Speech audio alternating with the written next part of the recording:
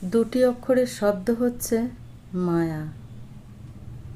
মায়া এক অদ্ভুত অনুভূতি, কিন্তু এর ব্যাপ্তি জীবন থেকে মৃত্যু পর্যন্ত। পৃথিবীতে কত রকমের মায়া ছড়ানো, দেয়ালে দেয়ালে সেটে রয়েছে মায়া। সরু গলিটায় কত জনার আসা যাওয়া, অপলক চেয়ে থাকার পেছনে রয়েছে মায়া।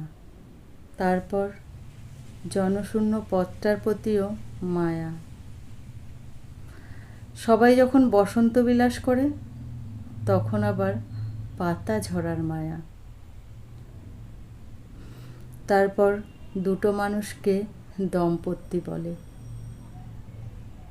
এই দম্পতি দুজন বেঁচেই থাকে শুধু মায়া আঁকড়ে।